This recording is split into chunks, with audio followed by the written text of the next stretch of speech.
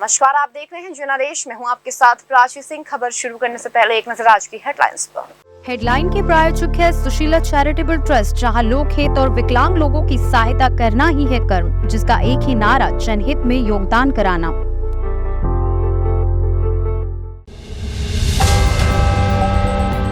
चीन से फंडिंग मामले में दिल्ली पुलिस ने 8 लोगों से दूसरी बार की पूछताछ। केरल में मारा छापा। भारत ने एशियन गेम्स में रचा इतिहास, पहली बार जीते 100 मेडल।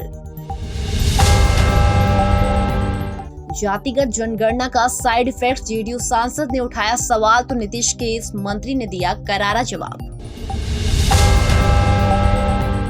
आम आदमी सांसद संजय सिंह का ईडी के सवालों से सामना, करीबी सर्वेश मिश्रा से 9 घंटे पूछताछ, सामने आएगा सच। खेल के नाम पर जुआ, सितारे ईडी के निशाने पर, महादेव ऐप के इतिहास भूगोल को समझ लीजिए। एशियाड में भारत ने छुआ 100 पदकों का आंकड़ा, मोदी ने बताई असाधारण उपलब्धि। 10 अक्टूबर को खिलाड़ियों से करेंगे मुलाकात। अब समाचार विस्तार से। चीन से फंडिंग लेकर भारत विरोधी खबरें छापने के मामले में दिल्ली पुलिस ने न्यूज क्लिक के पत्रकारों से दूसरी बार पूछताछ की है। इसके साथ ही केरल में छापेमारी भी की। चीन से कथित फंडिंग के आरोप में दिल्ली पुलिस की स्पेशल सेल ने शुक्रवार को 8 पत्रकारों और न्यूजिकल के स्वतंत्र पत्रकारों में से एक सप्ताह में दूसरी बार पूछताछ की। दिल्ली पुलिस के एक सूत्र ने बताया कि पत्रकारों को दोपहर में स्पेशल सेल कार्यालय में बुलाया गया और देर शाम तक पूछताछ की गई। इस दौरान उसने फंडिंग पैटर्न, माओवादी और चीन से लिंक के बारे में सवाल पूछे गए। इस दौरान उनके मोबाइल फोन और दूसरे गैजेट्स भी जब्त कर लिए गए। दिल्ली पुलिस के मुताबिक सूत्रों के जांचकर्ता रोजाना मामले से जुड़े हुए 8 से 10 लोगों को पूछताछ कर रहे हैं। स्पेशल सेल ने गुरुवार को पत्रकार उर्मिलेश और अभिसार शर्मा समेत अन्य लोगों से दूसरी बार पूछताछ की। वरिष्ठ पत्रकार परंजॉय गुहा ठाकुरता को भी शुक्रवार को दूसरी बार पूछताछ के लिए बुलाया गया था, लेकिन वे शहर से बाहर होने के कारण सेल के सामने पेश नहीं हो सके। अब उन्हें 10 या 11 अक्टूबर को स्पेशल सेल में आने के लिए कहा गया है।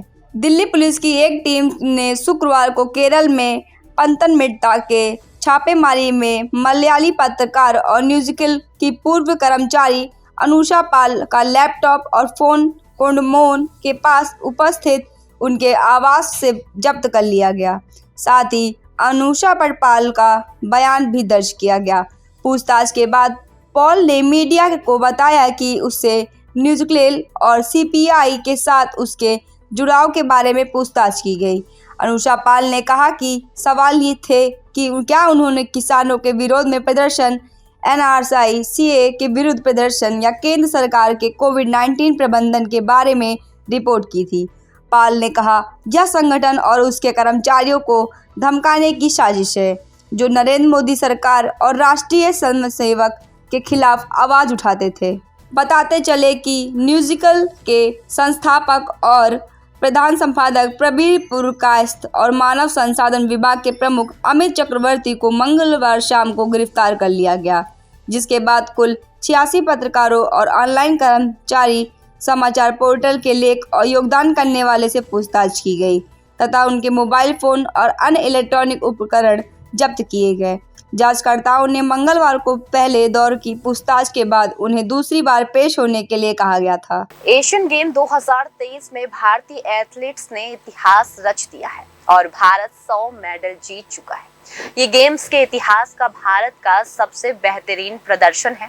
पहली बार भारत ने 100 मेडल के आंकड़े को छू लिया है। महिला कबड्डी टीम ने गोल्ड जीतकर भारत को 100वां मेडल दिलाया। इससे पहले 2018 में सबसे अधिक 70 मेडल मिले थे। शुक्रवार को भारत ने एक गोल्ड सहित 9 मेडल जीते।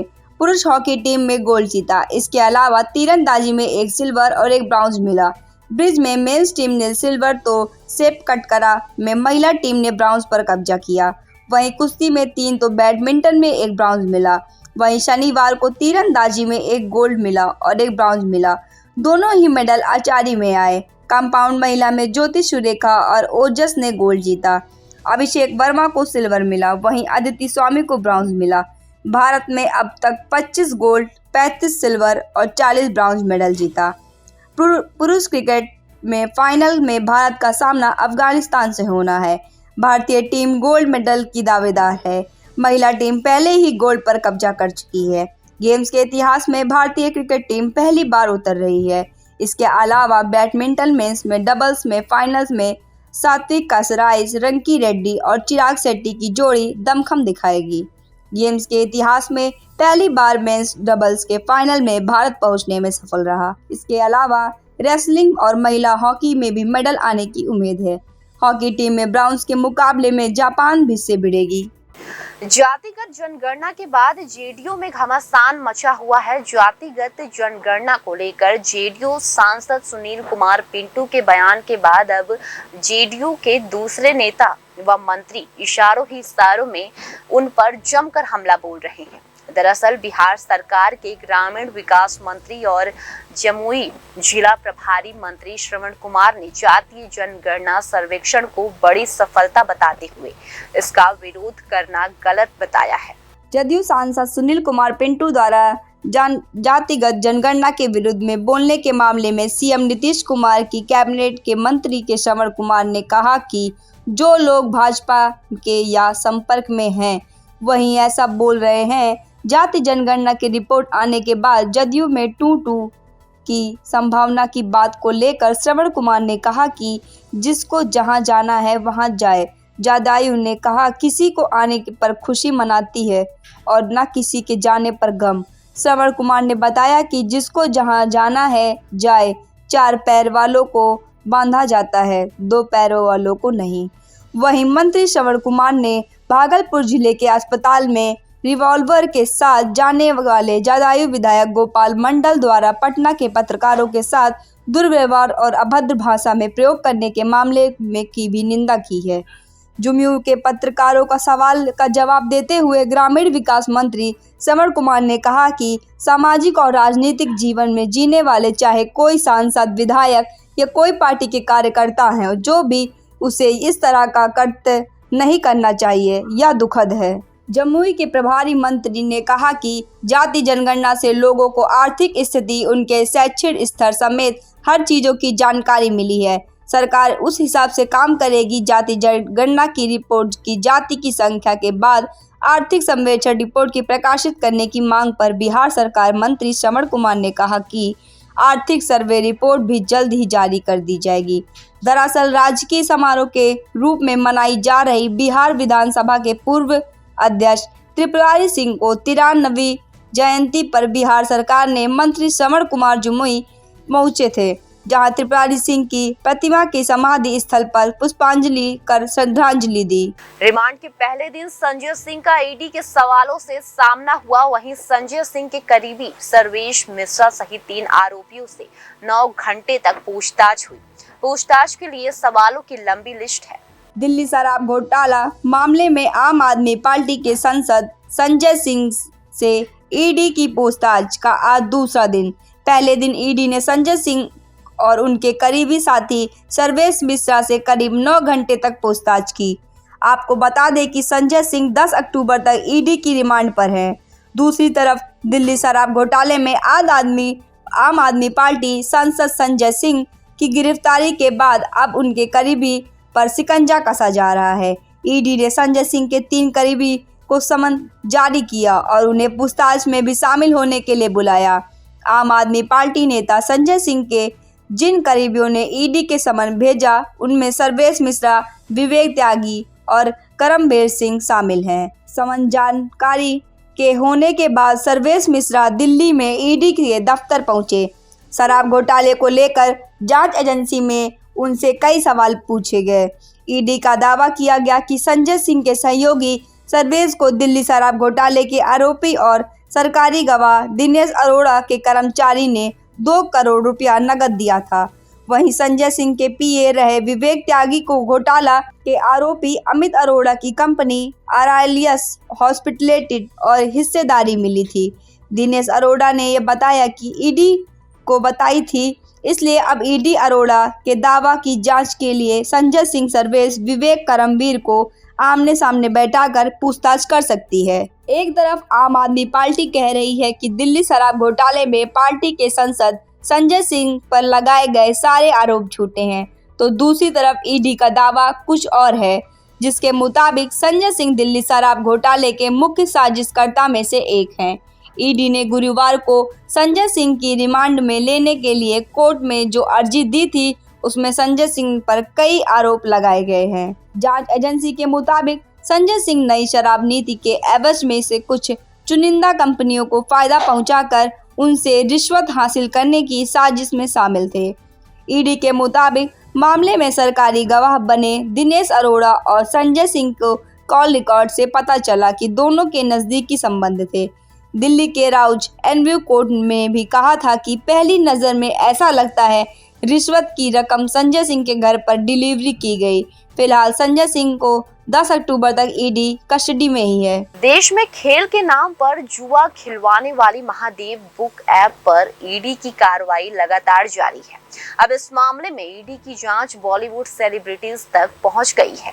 ईडी ने महादेव बेटिंग ऐप को लेकर मनी लॉन्ड्रिंग के मामले में कई बॉलीवुड सेलिब्रिटी से पूछताछ की तैयारी कर दी गई। ईडी के कुछ बड़े सितारों को समन भी जारी किया है, जिसमें उन्होंने ईडी के सामने पेश होकर महादेव बेटिंग ऐप से जुड़े सवालों पर जवाब देने हैं। दरअसल महादेव बेटिंग ऐप के बारे में यह भी जानना जरूरी है।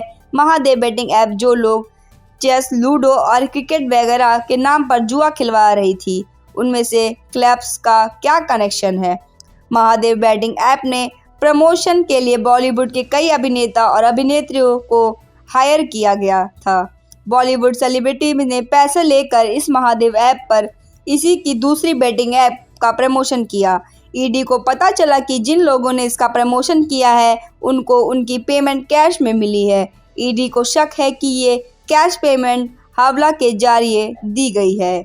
महादेव ऐप का प्रमोटर सौरभ चंद्रकार की शादी में भी कई बॉलीवुड सेलिब्रिटी पहुंचे थे।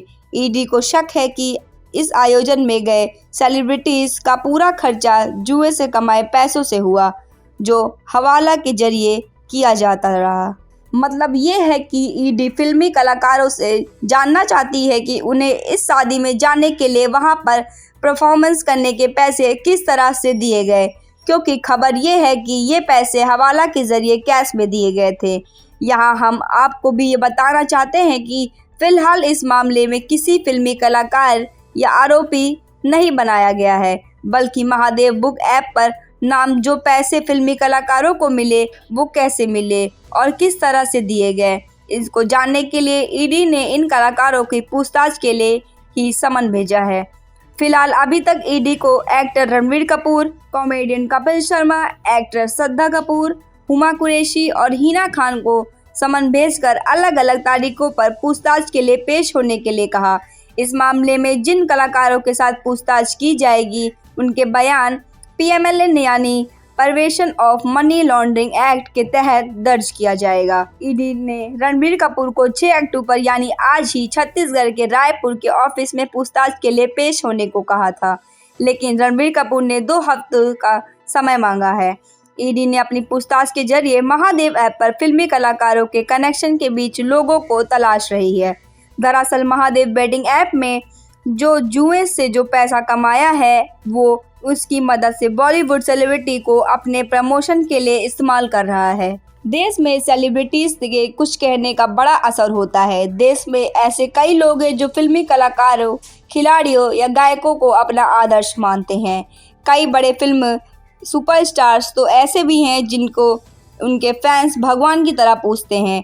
ऐसे में जब ये फिल्म कलाकार किसी खास प्रोडक्ट को अच्छा बताते हैं या फिर किसी खास काम करने की अपील करते हैं नज़र आते हैं, तो ये फैंस उनकी बात पर भरोसा कर लेते हैं। ऑनलाइन जुआ खिलवाने वाली कंपनी ने इस पे भरोसा का फ़ायदा उठाया। उन्होंने फिल्म कलाकारों को अपने ऐप का प्रमोशन के लिए हायर कर लिया।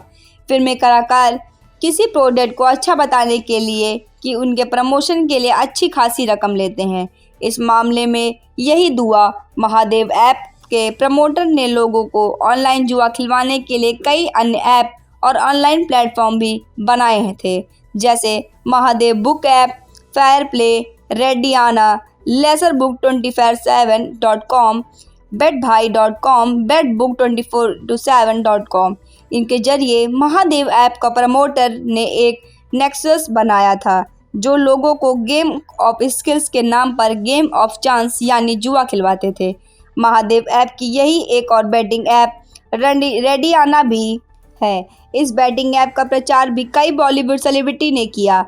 हमारे पास इसके प्रमोशन से जुड़े कुछ वीडियो हैं।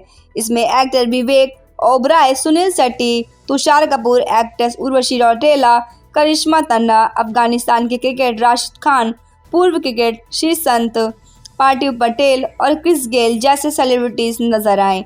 ये लोग रेडियाना बैटिंग ऐप के बारे में लोगों को बता रहे हैं, इसके जरिए खेलने की अपील कर रहे हैं। जिन लोगों ने इन भी बैटिंग ऐप प्रमोशन किया है वो सब कुछ जानते हुए किया है या अनजाने में, ये जांच का विषय है, इसलिए वो गलत हैं या सही हम इस पर कई टिप्पणी नहीं करना चाहते हैं। लेकिन ईडी की जांच में इन लोगों का नाम सामने आने के बाद वो सभी ईडी के रडार पर आ चुके हैं। ईडी के जांच महादेव बैटिंग ऐप के पूरे कारोबार को समझने और हावला के जरिए हो रहे लेन देन पर रोक लगाने के लिए हो रही है। वहीं वजह है कि सेलिब्रिटीज को सामने करके पूछताछ के लिए बुलाया जा रहा है ताकि उनसे हुई लेन देन के माध्यम के बारे में समझ आ सके। भारतीय दल ने एशियाई खेलों में 100 पदक जीतकर इतिहास रच दिया है। ये पहली बार है जब भारत ने एशियाड में 100 पदकों का आंकड़ा छुआ है। इससे पहले सर्वश्रेष्ठ प्रदर्शन 70 पदकों का था जो 2018 की एशियन गेम्स में भारतीय दल ने जीता था। ये अभूतपूर्व पदक 60 से अधिक वर्षों में एशिया खेलों में भारतीय के अब तक सर्वश्रेष्ठ रैंक में सुनिश्चित करेगा, जिसमें अब चीन, जापान और दक्षिण कोरिया के बाद चौथा स्थान सुरक्षित हो गया है। भारत ने यह प्रतियोगिता के समापन में से पहले वाले दिन की शुरुआत 86 पदकों के साथ की थी। दिन भर में टीम ने हॉकी, तीरंदाजी, बैडमिंटन, कांस्यांग, सैपिट कटरा, कांस्यांग और कुश्ती 3 कांस्यांग में पदक जीतकर तालिक में 9 और पदक जोड़े। उसके कुल मिलाकर 95 हो गए।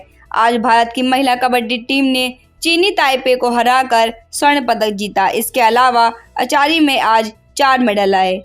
भारतीय महिलाओं के कबड्डी में गोल्ड मेडल जीतने पर पीएम मोदी ने एक्स पर लिखा, एशियाई खेलों में यह भारतीय के लिए ऐतिहासिक क्षण है।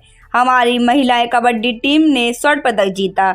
यह जीत हमारी महिला एथलीट की अदम्य भगवान को प्रणाम है। भारत को इस सफलता पर गर्व है। टीम को बधाई है। उनके भविष्य के प्रयासों में के लिए मेरी शुभकामनाएं हैं। तीरंदाजी अभिषेक वर्मा के रजत पदक जीतने पर प्रधानमंत्री नरेंद्र मोदी ने उन्हें बधाई दी। पीएम मोदी ने एक्स पर लिखा, तीरंदाजी अभिषेक वर्मा द्वारा एक उल्लेखनीय प्रदर्शन। कंपाउंड तीरंदाजी पुरुष व्यक्तिगत स्पर्धा में रजत पदक जीतने पर उनको बधाई दी। उनकी निपुणता और खेल में भगवान चमकती हुई भावनाओं को चमकते हुए और भारत की इस उपलब्धि में रोमांचित हैं।